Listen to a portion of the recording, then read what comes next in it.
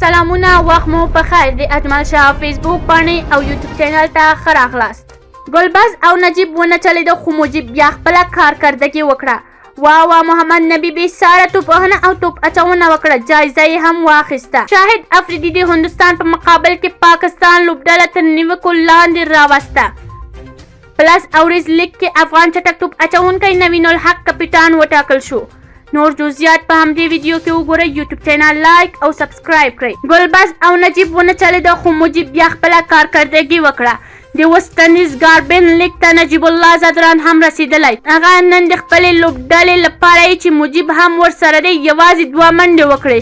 بلاخوا رحمان الله ګلباز یوازې 1 منډه وکړه خو مجیب رحمان بیا خپله کار وکړ. هغه د خپلې لوبډلې لپاره 4 اونونه ترسره کړل، 21 منډې یې ورکړې او 2 لوبغاړي یې هم وسوځول. وا محمد نبی بې ساره توپوهنه او توپ اچونه وکړه او جایزه یې هم واخیسته. د ویسټ انډیز په ګاربن لیگ کې د افغان لوبغاړي کارکردګي د پام وړ روان دي او نن په دې لړ کې محمد نبی د توپ اچونې ترڅنګ توپ وهنه یې هم په زړه پورې وه چې دا د نړیوال جام لپاره ښه زیری دی. محمد نبی په 15 توپونو باندې 4 لوړ شپږیزې پر مټ 11 ناسوځېدلې منډې وکړې او په توپ اچونه یې کې 4 اورونه ترسره کړل، 10 منډې یې ورکړې او 3 مهم لوبغاړي یې هم وسوځول.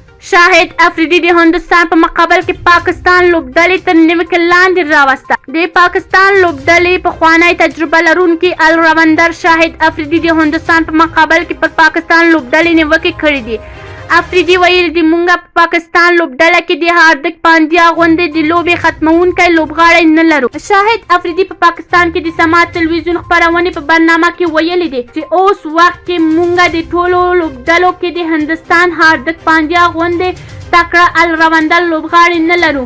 نوموړي کولی شي د سترګو په رپ کې هندوستان ته لوبه وګټي لکه څنګه چې تاسو په آسیا جام کې د پاکستان خلاف ولیده. افریدي زیاتوي هاردک پاندیا ټپي و مګر له توپونو وروسته یې داسې ځان را جوړ کړ چې هره لوبډله یې د فشار او لوبې ختمونکی رول لوبوي. تاسو په آسیا جام کې د پاکستان خلاف ولیده، په یوازې ځان یې لوبه وګټله. همداراز تیر سیریز کې د استرالیا خلاف ولیده چې 20 اوریزو لوبو کې تر 80 پورې منډې کولې. هغه واقعا یو تکړه الراوندر دی. پاکستان همداسې یو چاته ضرورت لري چې تر نړیوال جام مخکې باید پیدا کړي. پلس اوریز لیگ کې افغان چټک توپ اچونکی نوین الحق کپټان وټاکل شو.